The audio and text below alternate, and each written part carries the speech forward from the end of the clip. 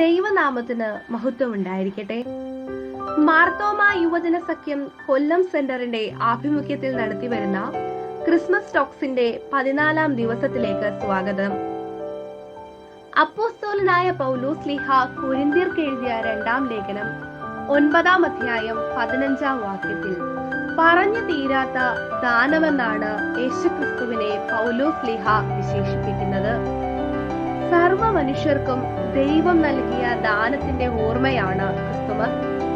ദൈവം ഭൂമിക്ക് നൽകിയ അവർണ്ണനീയവും അതിശയകരവുമായ ഉപഹാരമാണ് ബേത്ലഹേമിലെ ശിശു. ക്രിസ്തുമസ് ത്യാഗപൂർണമായ ദാനത്തെയാണ് ഓർമ്മിപ്പിക്കുന്നത്. ദാനത്തിന്റെ വില നിശ്ചയിക്കുന്നത് അതിന്റെ പിമ്പിൽ ദാതാവ് അനുഭവിക്കുന്ന ത്യാഗത്തിന്റെയും സഹനത്തിന്റെയും അളവാണ്.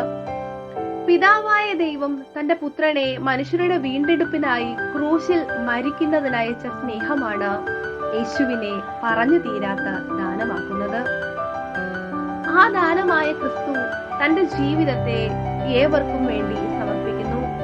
സകല ജനതകൾക്കും ഉൾപ്രവേശിക്കത്തക്ക വിധം സ്വയം തുറക്കപ്പെട്ടതാണ് യേശുക്രിസ്തുവിന്റെ ജനനം മുതൽ ക്രൂശ് മരണം വരെയുള്ള സംഭവങ്ങൾ. യേശുക്രിസ്തുവിനെ നമസ്കരിക്കുവാൻ ആഗ്രഹിക്കുന്നവർക്കും നിഗ്രഹിക്കുവാൻ ആഗ്രഹിക്കുന്നവർക്കും ഒരുപോലെ കടന്നു വരുവാൻ സാധിക്കുന്ന കാലിത്തൊഴുത്തിലാണ് ക്രിസ്തു ജനിച്ചത്.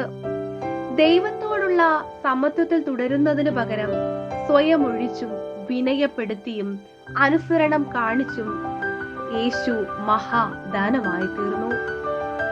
ഈ നോമ്പിൽ നമ്മുടെ ജീവിതമാകുന്ന ദാനം ക്രിസ്തുവിനെ പോലെ ഉപയോഗിക്കുവാൻ